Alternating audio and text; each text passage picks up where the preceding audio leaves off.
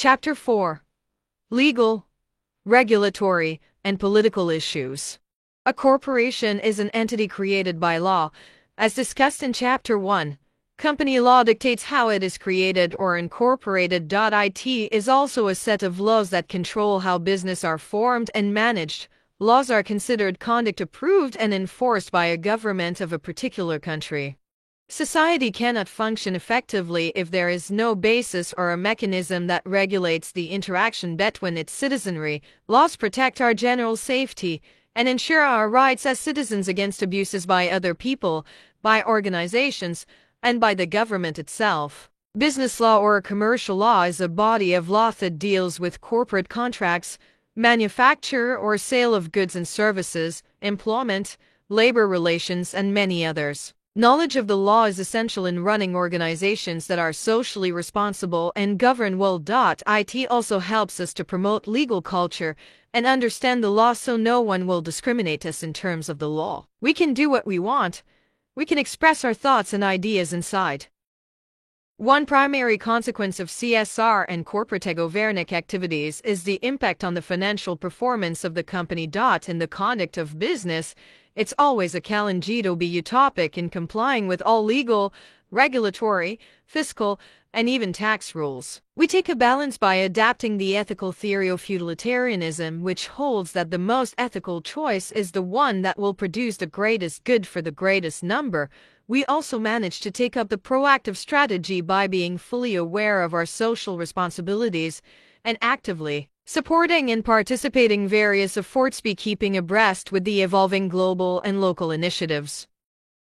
Regulation is defined as a legal system that controls and regulates the business activities of a certain country. As discussed previously, corporations are legal entities that have similar rights accorded to that of a person. A corporation is allowed to perform functions that humans make, like engaging in business activity, for example, signing contracts, owning properties, and others. Legislation and regulation on CSR and corporate governance can sometimes overlap because both concepts deals with normative business conduct and both have similar requirements. Corporate governance deals with external regulation, legal and internal control of the corporation through legal means by its board of directors. CSR is a voluntary initiative in the West for which no legislation has been made into law. Regulation. Regulation is defined as a legal system that controls and regulates the business activities of a certain country. As discussed previously, corporations are legal entities that have similar rights accorded to that of a person. A corporation is allowed to perform functions that humans make, like engaging in a business. Example, signing contracts, owning properties, negotiating terms of engagement, and etc. Legislation and regulation on CSR and corporate governance can sometimes overlap because of both concept deals with normative business conduct and both have similar requirements. Corporate governance deals with external regulations and internal control of the corporation through legal means by its board of directors.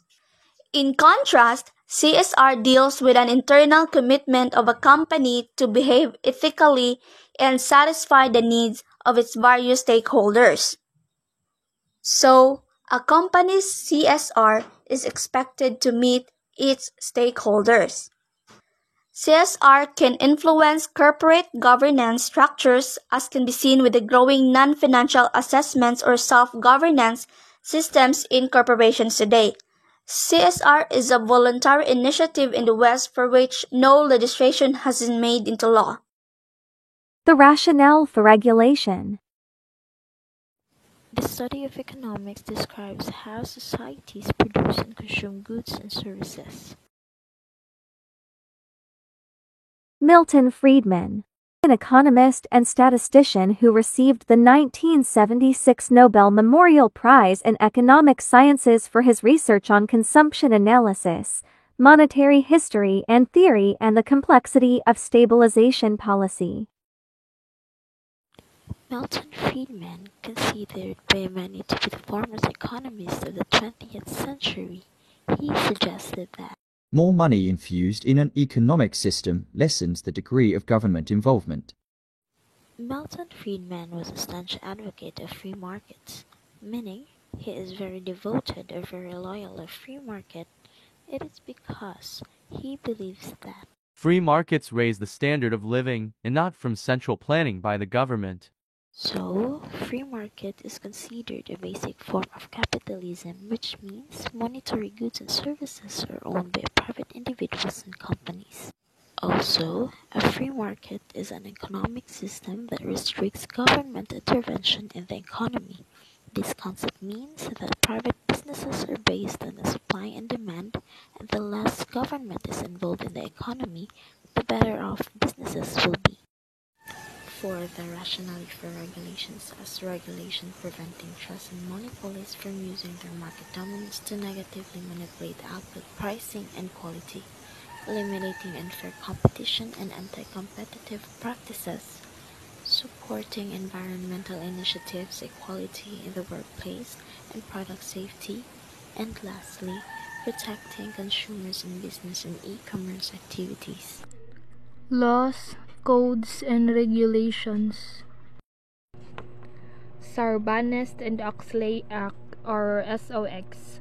Although this is an American legislation, it is significant because of increased financial accountability in auditing, internal and external, and disclosure to protect investors. Strict reforms were made in 2002 to existing regulations due to the infamous corporate meltdowns, for example, Enron, Tyco, and WorldCom. This act influenced how corporations around the world would improve their respective reporting standards. The financial meltdown in 2008 led to another act passed, the Dodd-Frank Wall Street Reform and Consumer Protection Act, sometimes referred to as SOX2, which focused on closer monitoring and regulation of banks. Organization for Economic Cooperation and Development, or OECD. There are many codes from various international agencies such as International Corporate Governance Network, or ICGN, and they all revolve around similar principles of good corporate governance. We shall be focusing on the revised G20 or OECD principles. The number one principle, which is ensuring the basis for an effective corporate governance framework. The corporation should have a corporate governance framework that promotes transparent and fair markets that abide by the rules of law. The number two is the rights and equitable treatment of shareholders and key ownership functions. The corporate governance framework should be able to protect and facilitate the exercise of shareholders' rights. It should also ensure the equitable treatment of shareholders, including minority and foreign shareholders. The number three is the institutional investors, stock markets, and the other intermediaries. The corporate governance framework should provide sound incentives throughout the investment chain and allow stock markets and other intermediaries to engage and contribute to good corporate governance. The fourth principle is the role of stakeholders in corporate governance. The corporate governance framework should recognize the rights of all stakeholders and promote active cooperation between corporations and stakeholders in sustaining financially sound companies. The fifth principle is the disclosure and transparency. The corporate governance framework should ensure timely and accurate disclosure is made available to investors and the public. This includes the financial situation, performance, ownership, and governance of the corporation. The sixth principle is the responsibilities of the board.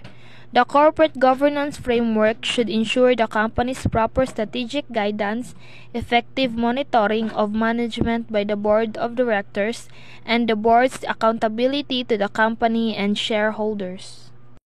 Philippine Corporation Code It was approved in 1980 that prescribes rules and regulations in the establishments and operation of corporation in the Philippines. The contents of this code includes the incorporation of private corporations, regulation of the board of directors, the powers and capacity of corporation, bylaws and board meetings. The code was revised in 2019 after almost 40 years. As it is to improve the ease of doing the business in Philippines. 1. Removal of the minimum number of incorporators. 2. Required minimum of 1 million capital stock on stock corporation. 3. Removal of 50-year corporate term. This means a corporation can exist indefinitely. 4. Creation of a one-person corporation. 5. Use of the internet to attend a meeting and filing of reports which were not allowed in the old code. 6. Power of the Securities and Exchange Commission to remove disqualified directors or trustees. Philippine Code of Corporate Governance. The Code of Corporate Governance for publicly listed companies is the first of a series of codes that is intended to cover all types of corporations in the Philippines under supervision of the Securities and Exchange Commission or SEC. The SEC or Securities and Exchange Commission first came out with a code in 2002 and has undergone numerous amendments, the latest of which was done in 2019.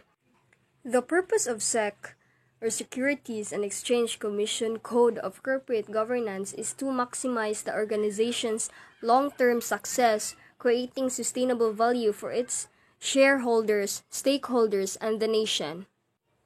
One of the main purposes of the Code of Corporate Governance is to align Philippine governance codes with that of the International Business Community standards, such as the OECD and Asian Corporate Governance Initiatives. Corporate governance in the Philippines is principles-based, which means companies are asked to comply or explain a violation of the code. Company codes.